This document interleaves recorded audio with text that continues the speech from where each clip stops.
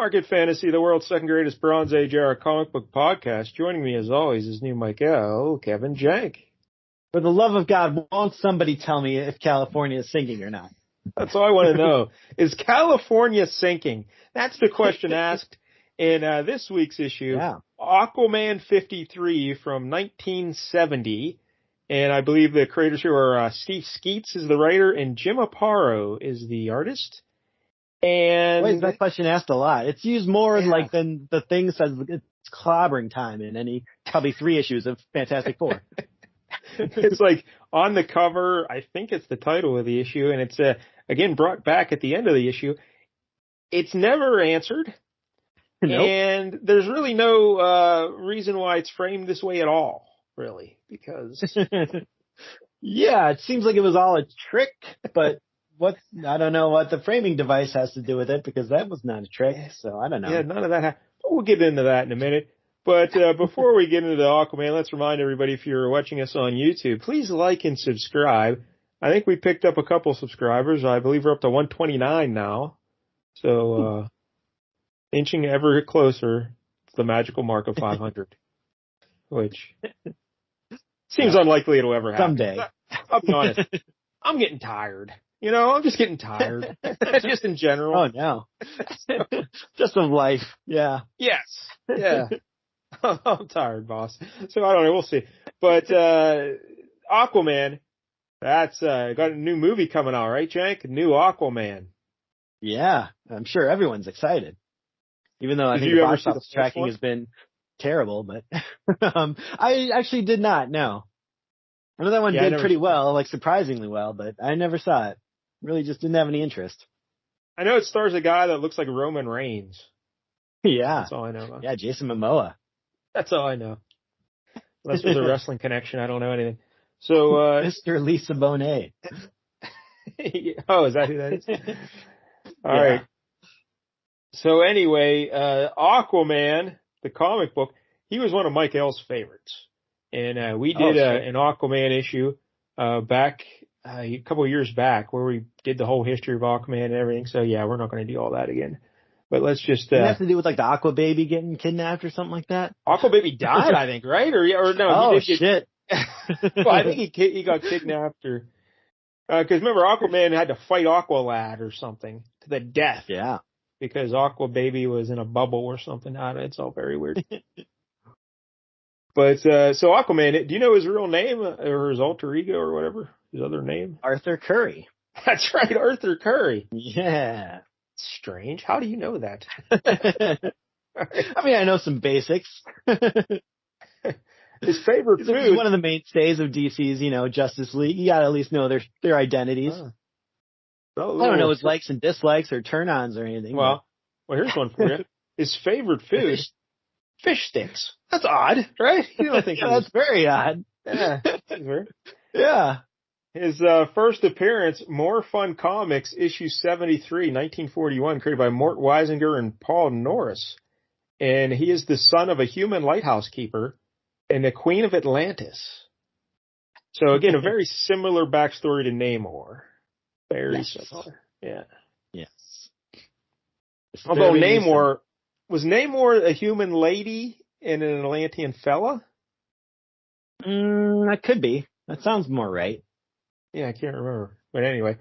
All right, so his run in More Fun Comics lasted until issue 107 in 1946, and that's when all superheroes got replaced by humor stories, and Aquaman was moved to Adventure Comics in that same year with issue 103, and he continued to run there for 15 years, being one of the few superheroes to be published throughout the 1950s, because usually the superheroes went away there for a while. Mm-hmm. And not Aquaman. He was under the sea, so they forgot about him. And they just kept running him.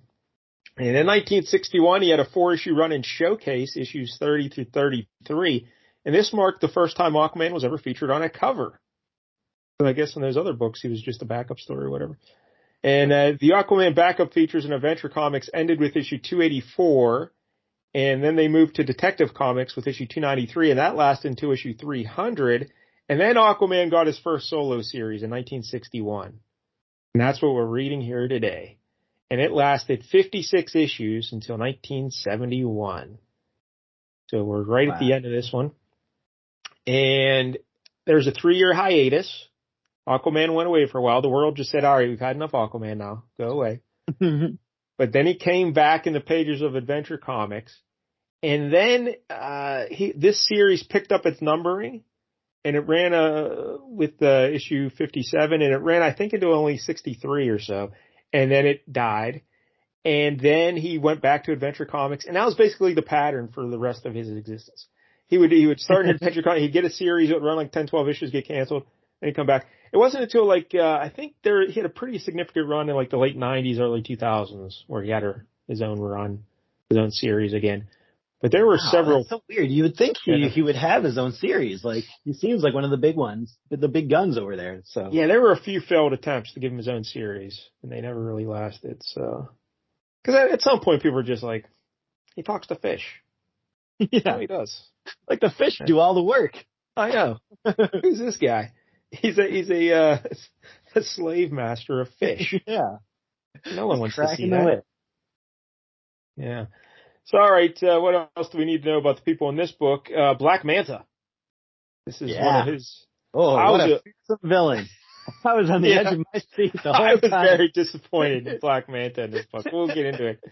But when I was growing up, those Super Friends shows, and the Legion of Doom and all those cartoons, and Black Manta was cool as hell. I always loved Black Manta. He's got a great look. The helmet is so cool. Yeah. And I'll be honest, growing up, I didn't even realize that was a helmet. I just thought that was like an alien dude or a robot dude or something. He looks awesome. But I guess it's like a breathing apparatus type deep diver helmet, right? Is that what's going on there? Yep. Yeah. So. He doesn't breathe water or anything, does he? He is just the normal man under there? Yeah. Yeah. He's just a normal fella. And might be a little racist, but I believe he's an African American fella.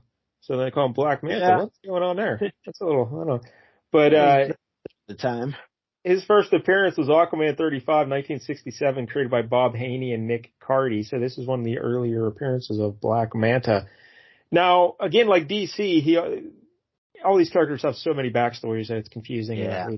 But the thing with Black Manta, oddly enough, is they never really got into his origin at all until like the 90s, so post-Crisis. And even then, he has multiple origins. So it's like, what are you doing, DC? What are you doing?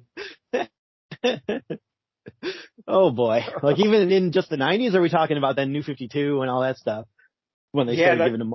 All right, yeah, maybe that's what happened. Maybe they gave him another. Yeah. But he has multiple origins. And I don't think he's revealed to be black until, like, maybe the 2000s. Like, I don't know if he ever took his helmet off or anything. Until then. That's an interesting move. I like that. Or maybe it was the 90s. I don't know.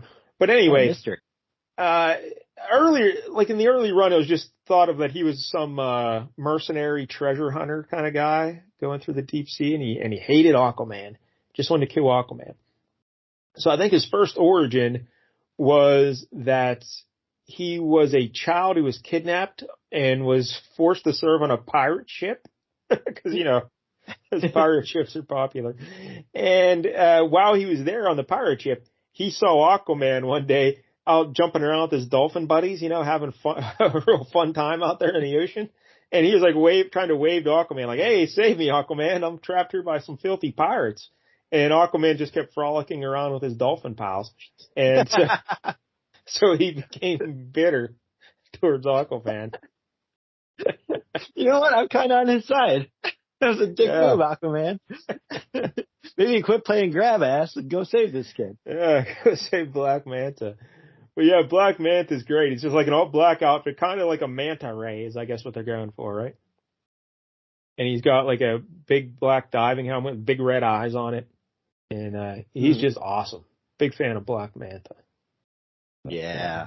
You could use like a big, cape or something. That'd be tough to swim in with a cape. You can't be swimming. Well, maybe like a hang glider type thing. Oh, I guess you're saying, the manta rays have a big, okay, I see what you're saying. But, I don't know. But again, in this issue, tough to be a fan of Black Manta. Really. Yeah. Kind of a jobber. This is pretty embarrassing. for Black Manta this issue. Yeah, he's pretty much used in this issue like they did in Ultimate Spider-Man, how they use the shocker, where it just be like every once in a while he's out there like robbing a bank and Spider-Man just easily punches him in the face and like it's over in 1 second. And then it just keeps happening over and over again. But does Spider-Man ever just twist the shocker's arm to get information? Because that's basically what happens in this. He just, it's like squeak like a mouse. Squeak like, but anyway. Like a belt. All right, there's also an evil organization called Ogre, and that's an acronym that stands for Organization for General Ruthlessness and Enslavement. That's pretty great. Yeah, I'd like to see the letter carrier that has to deliver their mail. And then our first appearance was in Aquaman 26, 1966, also created by Bob Haney and Nick Hardy. And this here book we're reading today was their final appearance. Oh. Yeah, they did kind of, we said at the end, like, oh, we're going to get them. But that seems like a very inauspicious end to this organization. Yes. Off panel. I know. Took them down. There's a lot of weird things about this book. But, so that's Ogre. And we mentioned the creators. We've talked about them both many times on the show, at least a few times at least. Steve Skeates, born 1943, started out as Stan Lee's assistant editor in 1965. So he's a 22-year-old fella. And he's Stan Lee's right-hand man. And he had 192 writing credits at DC. And he wrote Aquaman 40 to 56, 1968 to 71. And he wrote a lot of Plastic Man in the 70s. He also co-created Hawk and Dove with Steve Ditko. Oh, yeah, of course. You picked Hawk and Dove. I sure did. That was me. That was your fault. Jim Aparo, born 1932, 468 penciling credits at DC. He drew Aquaman 40 through 56 in the initial run. And then, like I said, when they brought it back for a little bit, he also did up to issue 59. And then he did Brave and the Bold, a bunch of those. That's where we first encountered it on this show. I think episode 2 of this year podcast. We did a Brave and a Bold, Mike L picked, and Jim Aparo drew it. And Detective Comics and a lot of Batman. He did a very famous Batman story. Do you remember which one he did? Death in the Family, right? That's right, Death in the Family. Yeah, he also did some Nightfall, I guess, too, as well, right? But Death in the Family is what he's known for the most. When Robin died. Yep. Shame. So, so loved. Any other memories of Steve Skeates or Jim Aparo, Jack? No, I know Jim Aparo did a lot of Batman, so I'm sure I've seen a bunch of it back in the day. Yeah, a lot of Batman. Yeah, good on him. Well, now you always think of them and you ask yourself, is California sinking? Because that's the question that's asked on the cover of this book, Jank. And why don't you describe it for the people? Okay, so it actually is a pretty cool looking cover. I do like the look of this cover. I think the artist here is Nick Hardy. Okay. So, yeah, it's interesting. We got a little DC logo in the upper left there, and then the corner box and everything is kind of on the right side. We got 15 cents, so not too shabby. The Aquaman logo is kind of off kilter a little bit, and it looks very, very cartoony and kind of like the letters are fish almost. It's quite the look. And then it's just again a black background with a city in the background kind of tilting going into the water there, and it says, "Is California sinking?" And in the front, we got Aquaman kind of outside of the water, mostly trying to hold up, grab a lady's hand and pull her out of there. And meanwhile, there's a fella a little bit behind her who's just dead. Yeah. Aquaman doesn't have time for him. He's only here to save the sexy dames. Save the sexy girl in the short dress. Everyone else, dead. But there's so like the bottom third of the cover is like underwater. And Aquaman's on top and the land. It's a really well drawn cover. I like it a lot. And again, this is 1970s. And the black sky. And, the Aquaman logo is in red and yellow, so it's contrasting against the black and everything. And then the big question is asked, is California sinking? Yep. Sorry, Jake, when you see this cover, what are you expecting in this book? I mean, the Poseidon adventure of comic books. Just things upside down, all off kilter, everything going haywire.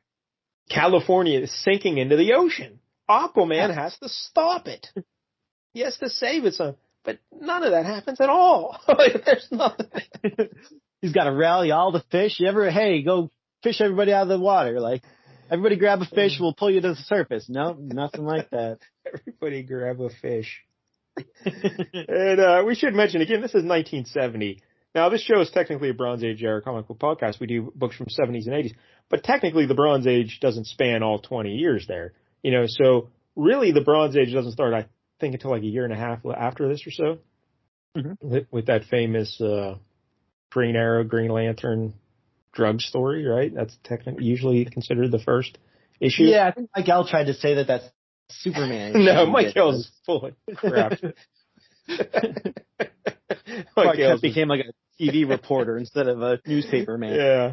Mike L, that may have been when Superman entered the Bronze Age, but that was not the start of the Bronze Age. So, but anyway, because in the Bronze Age, more serious topics, more hard-hitting stories. So you can tell even in this book, there's a slight difference in tone, right, from what we normally read, I would say. Seems more... Well, I mean, it seems like this was still what DC was doing into like the early 80s. That is from a lot of the books we've read, so... That is true. Yeah. It's weird how DC started the Bronze Age, but then they kind of left it alone for a while. And then Marvel took it over. But So yeah, this book is a little weird in that way. So we open it up though, Jank, after we get that nice cover, and we get a splash page. And again, DC was famous for having a splash page like kind of summarize the story, but it wasn't like the story wouldn't continue from it. It was just kind of like a one-shot deal for the splash page. So this one, we get like 6 panels of an office scene of a secretary typing away at her little typewriter there. And she's so distracted, she doesn't even realize that the office is filling with water, and now she's like drowning in water. It's just the whole office is filling with water. But again, this does not happen anywhere in the book. But it is literally a splash page because there's a lot of splashing involved. Splashing going on. But it's just the symbolic thing of maybe what could happen, if California were to strange. Because, they bring it up again at the end. They show this lady again, and it's like, oh, okay. So, is this happening or not? Yeah, it did not, I guess. So then we open it up again, and we see another splash page, this one of like a bridge. Yeah, it looks kind of like Golden Gate Bridge, kind of. Yeah, and it's spanning the Pacific there, I guess. And it says, is California sinking? Yeah. It says it's produced by SAG. So I guess S is Skeates, A is Aparo, and I'm not sure what G would stand for there. Because this book doesn't have this is 1970 really. They weren't doing a lot of at the beginning of books, they wouldn't list the creators. So. That's a weird move. Yeah. So, like that. All right. So, Jank, why don't you tell us where we go from here? We open up. Oh, there's a rich guy in his. His rich palatial California estate. It's very spacious. A guy named Elliot Harlinson. Yeah. This has got to be some kind of a play on Harlan Ellison, right? It is. Elliot Harlinson.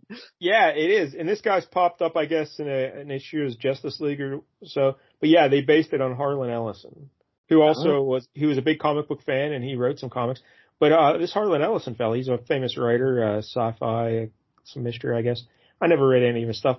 But I guess he used to write into the letters pages all the time to comic books. So. Oh, look at that. Yeah.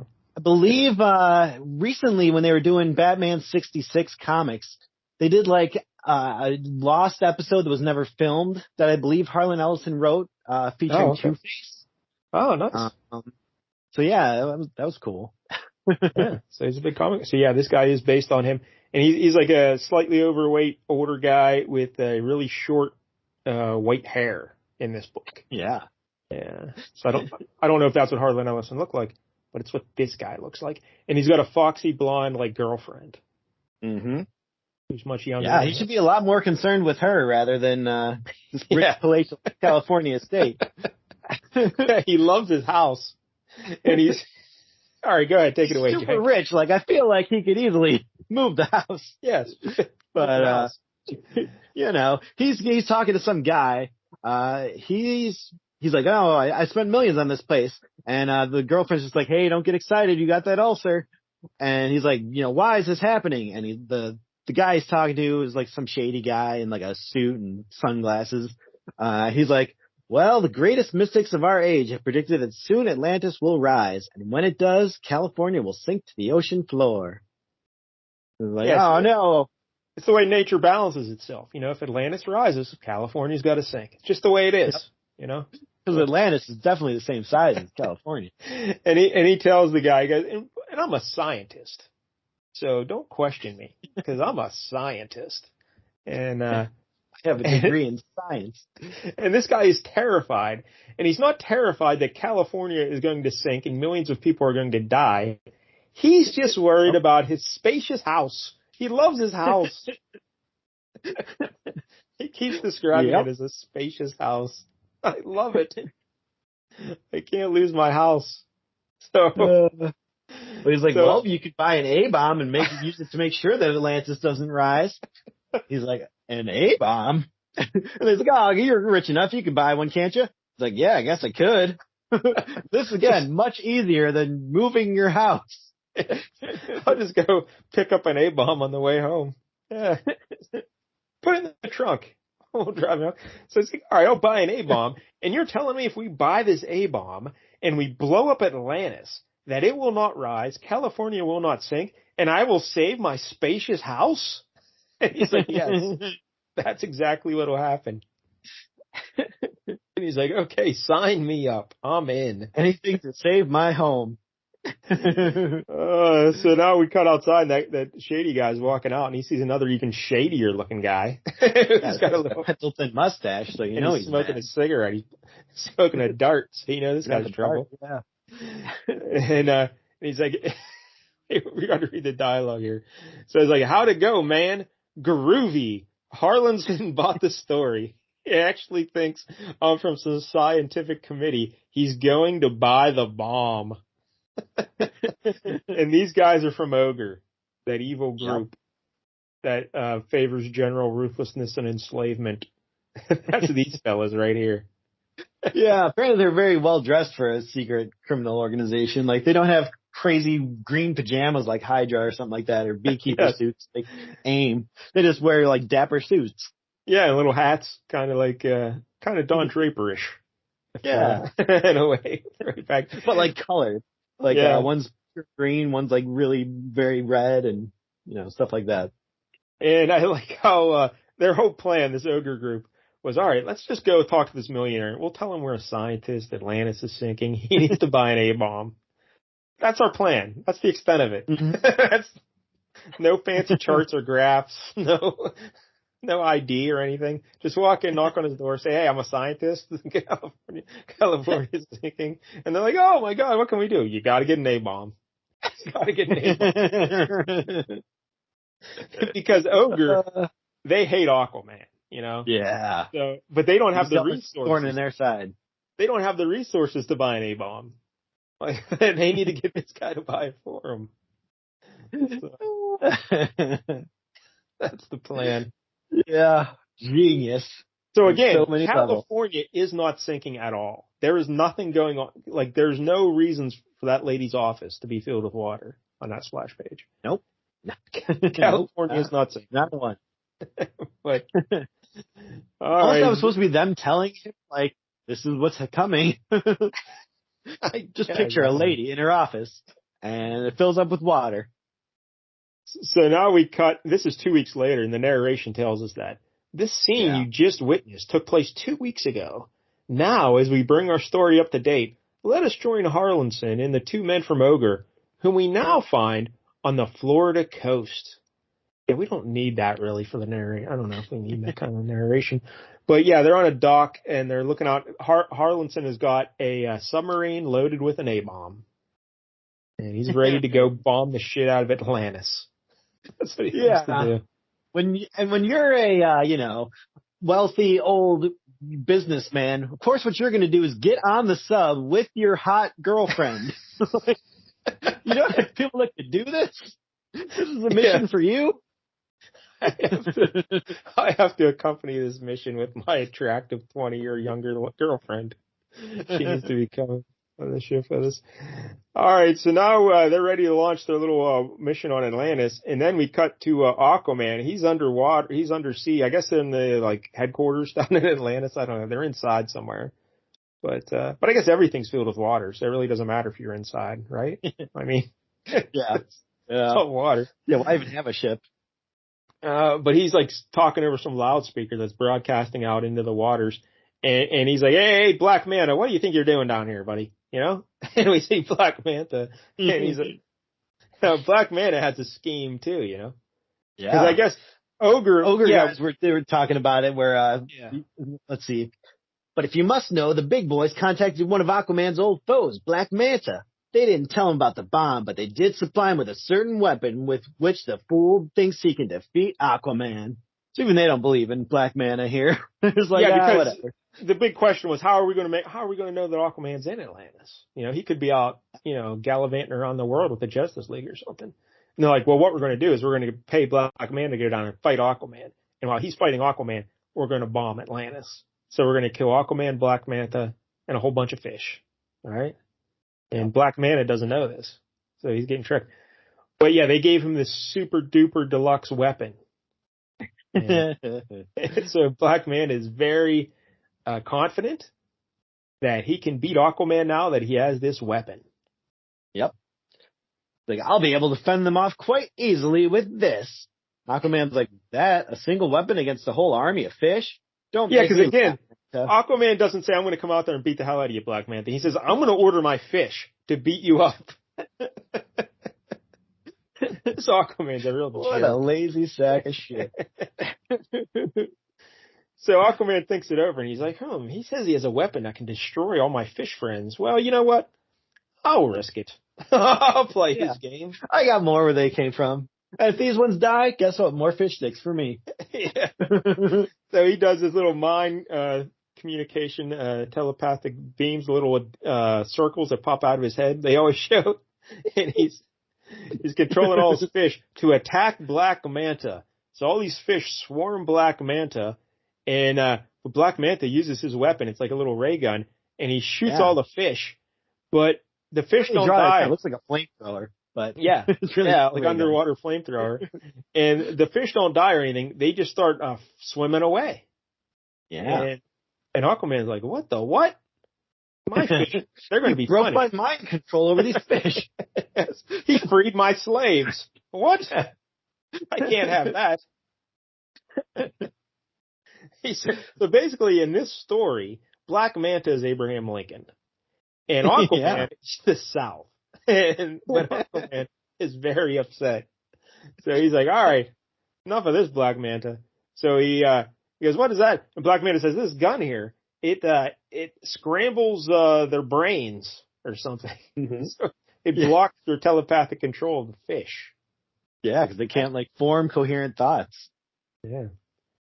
I wonder what the studies were like on that. The scientific geniuses that devised this weapon, they had to read the fish's thoughts to see if the. All right, anyway, well, I think it's supposed to work on everything. It just doesn't work on Aquaman because of his, keen mental abilities here. Yes. So Aquaman says, "All right, you know what? I got to go out there and punch him in the face because my fish can't do it for me. So I got to do it." Yep, I'm going to have to get up off my butt and do something. And how do you feel about, Jim Aparo? He's drawing Aquaman very long and lean. Yeah. An interesting choice. Black Manta as well. They're both very long and lean.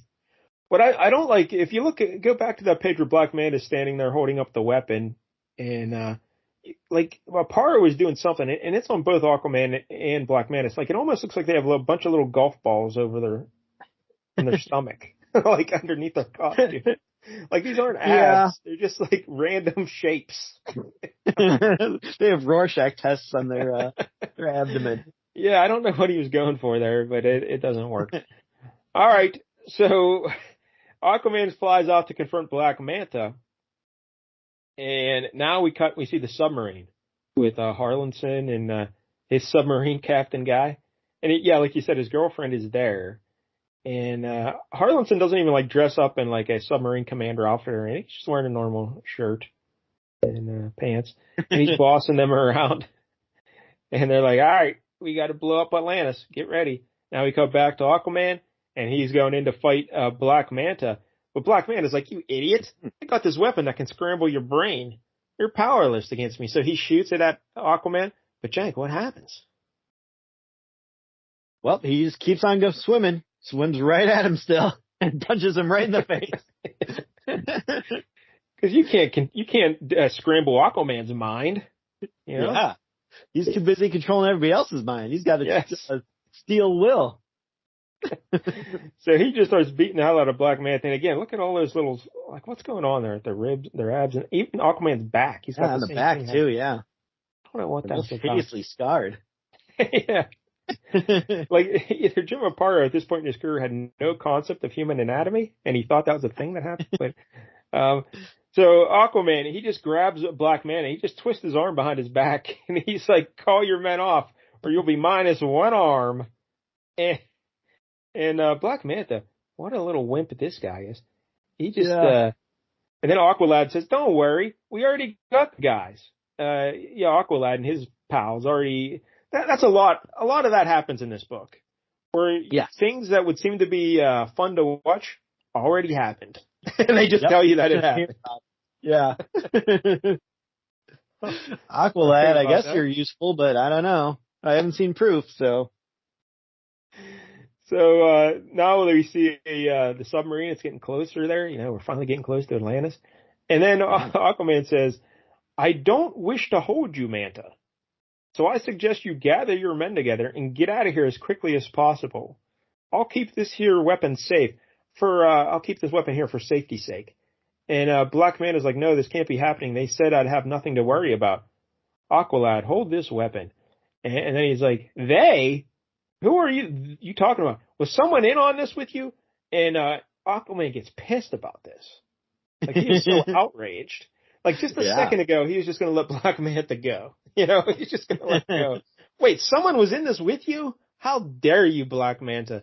And he like grabs his air hoses and stuff, and he's like yanking them. And then he just starts smacking Black Manta around like a pimp smacks a whore. Just like, where's my money? Bang. Gives him the old Hank Pym. Yeah, he's just smacking him around. And Black Manta is just rolling over, telling him everything he can, you know? No, don't smack me anymore, Aquaman. I can't tell you. An organization called Ogre. What else do you want to know?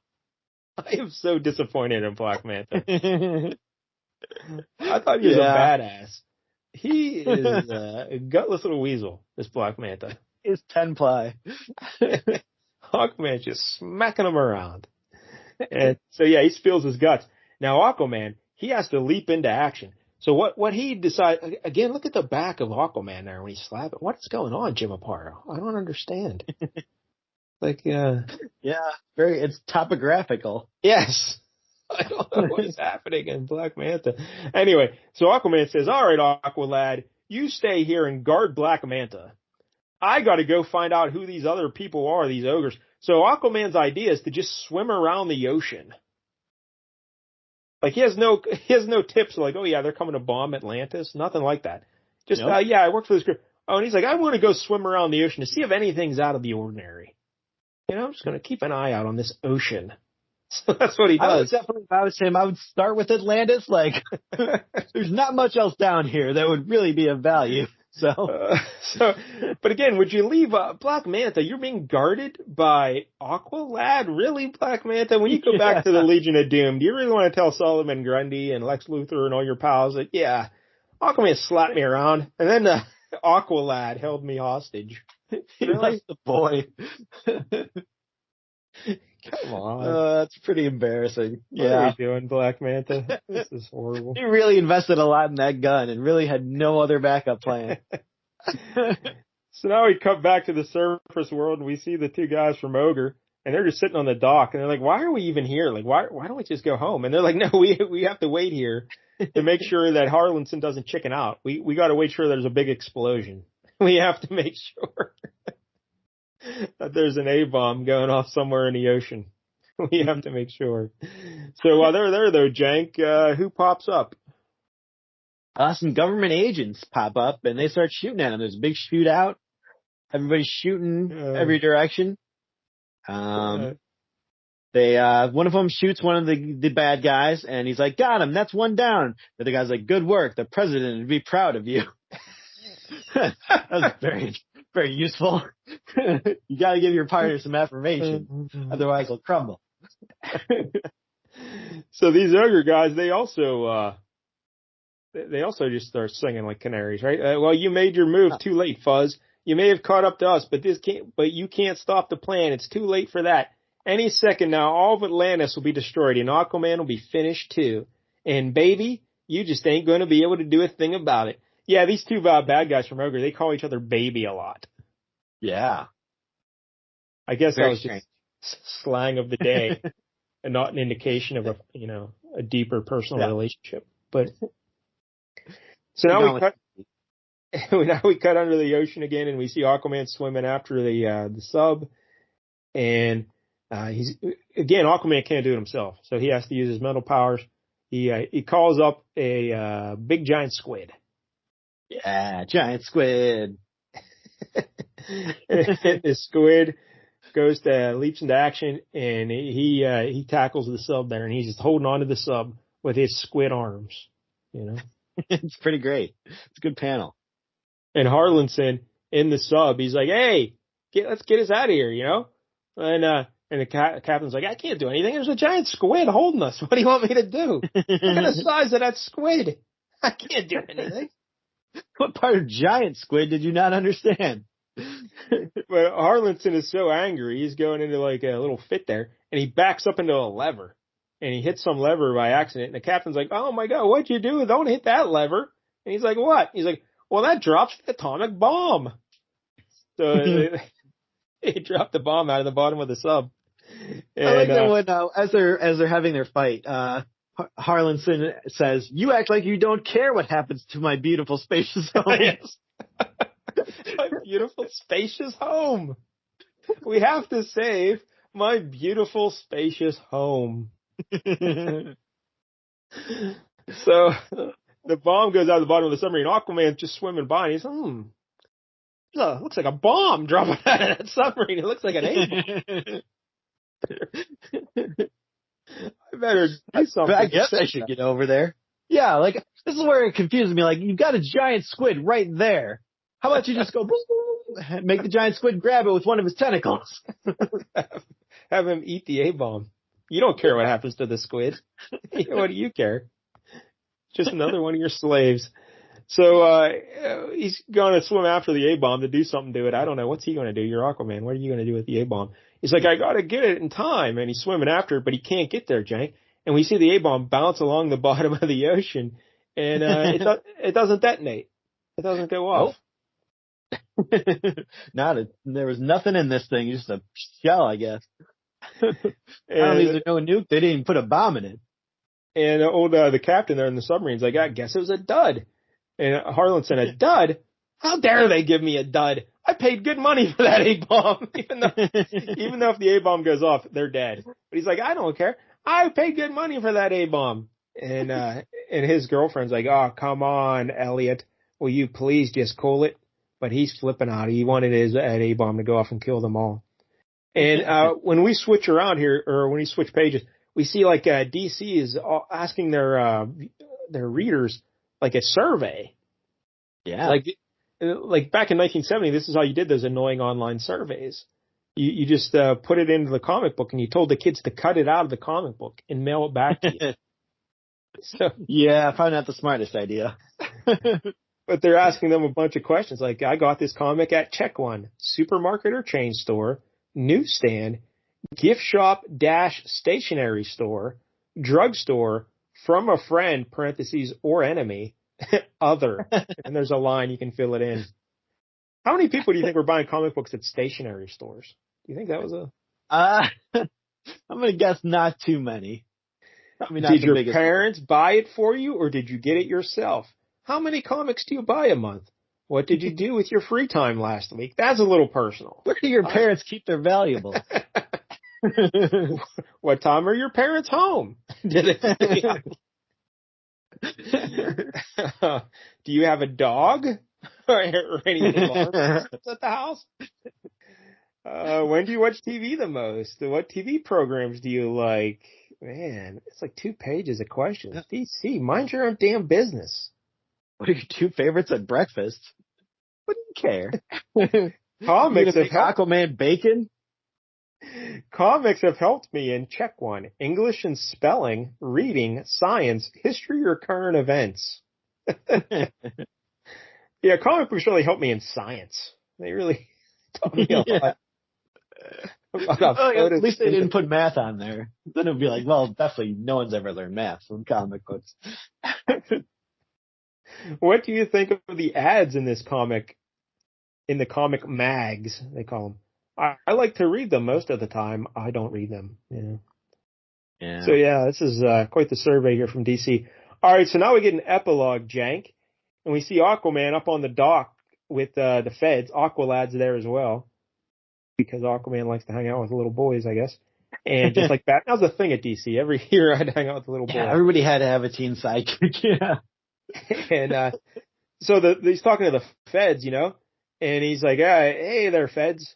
What's going on? And he's like, hey, not much, Aquaman. But hey, we tracked down Ogre. We found their secret headquarters, and we'll mop them up anytime now. Don't you worry about Ogre anymore. So that's the end of Ogre. Yeah, this long-running plot line has just been solved off panel.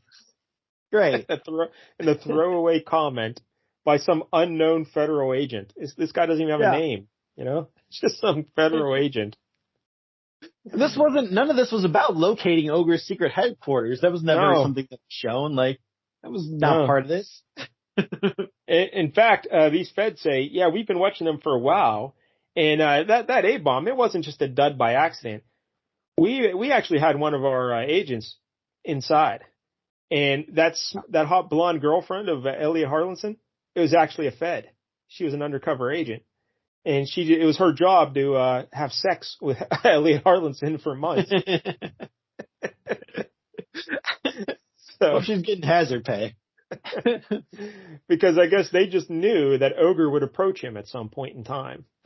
So they said, all right, what's her name? Honey, right? Her name is Honey, I think. Yeah.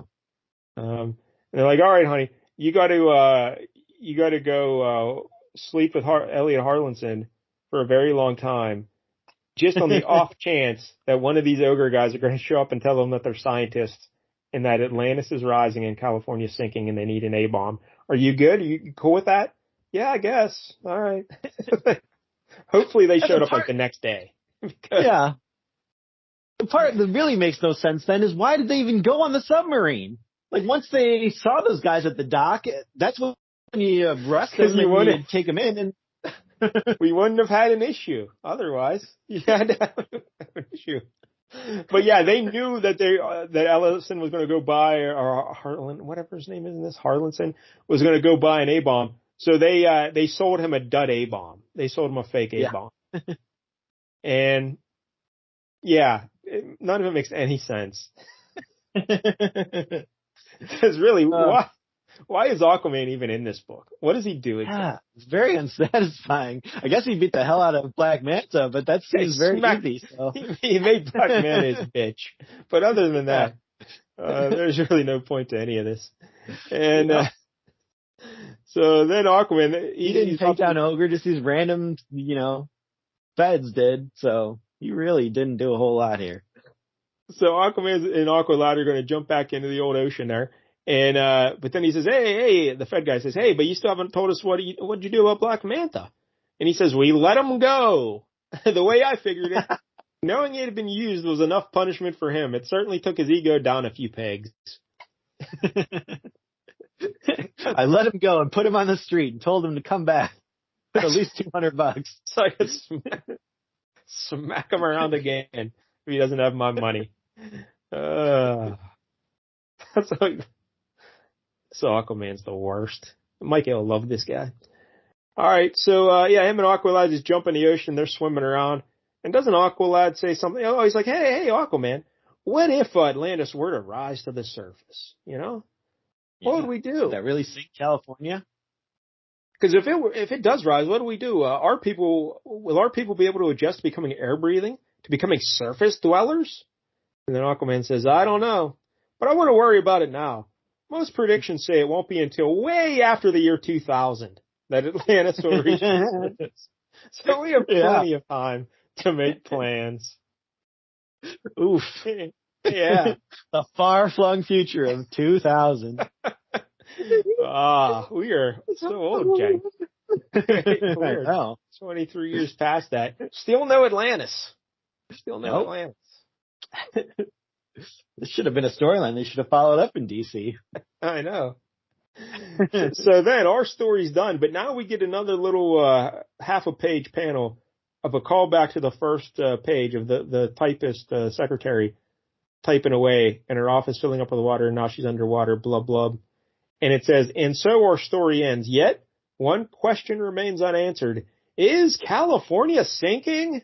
No, I guess it's not, apparently. That's never discussed at all in this book. Besides the one idea, it will sink if Atlantis. But yeah, you think they would have done something to I don't know, flood an office building or something. I don't know, just these things. At least, something. Maybe that was part of their plan to reel in Harlan Ellison or whatever his name is. Elliot Harlanson. Yeah, I could see that. But no, it was just a complete fantasy, I guess. Yeah, this book is interesting. How do you feel about Steve Skeates' writing here, Jank? A lot of stuff happens off panel, a lot of important things, a lot of Aquaman's completely useless, really. He does nothing to stop Ogre, does nothing to stop this plan. Black Manta comes across as a complete pushover. Really, nobody comes out of this looking good, except I guess the Feds, I guess, did a good job. But and then they're just like, oh, we let Elliot Harlanson go because he was just an innocent dupe in all this. He was willing to bomb Atlantis to save his house. He purchased an A-bomb illegally. An illegal A-bomb. Can't let that go. You have to punish. Everyone gets let go. Black Manta lets go. Harlanson gets let go. I'm sure they'll probably let Ogre go too at some point. They'll say, you learned your lesson. We took your ego down. You've been embarrassed. Yeah, that's good enough. And that poor lady had to be sleeping with Harlanson for months just to be undercover. So I don't know. Yeah, this is not good. It's full of plot holes and things that just did not make sense. But I guess it kind of qualifies as a good bad comic, right? It's kind of fun and just how terrible it is. Yeah, I'll give it that. It had a lot of stupidity, for sure. The art by I don't understand. The art by Jim Aparo is interesting at times. It's pretty good. Not his best work at all, but the way he's doing his figures, making Black Manta and Aquaman all elongated and stuff, it's kind of cool. I don't know, but it's weird looking. I mean, the weird ridges aside. I don't get what that is. Yeah. Even Aqualad's got it sometimes, so it's everybody. He couldn't possibly think that's what rib cages look like under skin, right? And abdominal muscles look like. I wouldn't think so. There's some panels where it looks like Aquaman, you can see his chest hair through his shirt. It looks like there's little swirls up top. I don't know. Yeah, it's not his best work. If you can overlook that, it's not bad. The stuff with the giant squid was awesome. Yeah, when the giant squid was grabbing onto the submarine, that was great. Yeah. And that one panel where Aquaman punched Black Manta was pretty cool. But overall, it's pretty good, but nothing to get too excited. The cover's great. I like the Nick, but again, it's the old bait and switch. Has nothing to do with the book, but whatever. So, Aquaman 53, man, what do you think, Jank? 1 out of 10. I mean, that's tough because, like you said, on a bad comic scale, it's kind of fun in just how, wrong they went about this.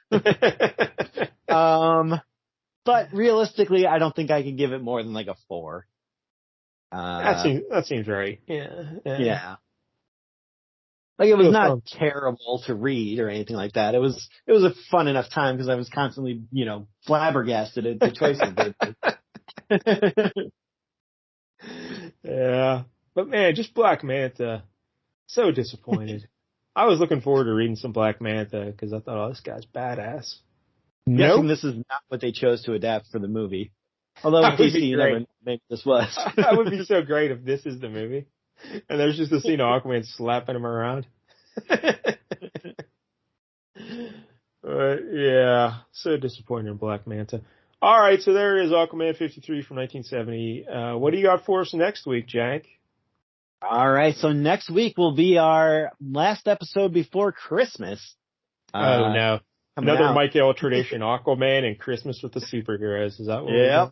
Well, I don't have any DC, like, super specials or something this year, unfortunately. Okay. Not even an Elvira I could pull out. But we are going to stick with DC, and we are going to stick with a Christmas issue. And it's actually a comic book you mentioned earlier this episode. Whoa, wait a minute. We're going to talk about one of Mike L's other favorite superheroes, Batman. Oh, no. Yep. There's been far too little Batman on this show since Mike L left, so we're going to look at an issue of The Brave and the Bold. We're going to do issue number 184. Brave and the Bold. And the Huntress. Oh, the Huntress. Nice. Didn't we just do something with her in it? I don't think so. Oh, no, she wasn't in it, but it was that secret society of supervillains. Like, there was something where when I was doing research on it, she shows up, I think, in one of the issues or something. Yeah. All right. So Brave and the Bold 184. Do you know what issue this is, or what year this is from? This is from 1982. 1982. And seeing as how it's Christmas and Christmas is a time for family, we should have Cousin Pete next week. Hey, Cousin Pete! Nice. Yep. You should be back. Last time Cousin Pete was on, he did Green Lantern. Yeah. And, we learned what a big pervert the Green Lantern is. So. This one, there might be a little less perversion, but it does have a cover where Batman's basically, telling his parents he's glad they're dead, so. What? Merry Christmas, everybody. All right. Well, I'll look forward to that. Brave and the Bold 184 from 1982. And once again, if you're on YouTube, please like and subscribe. We appreciate all the support. Until next week, don't get any jank on you.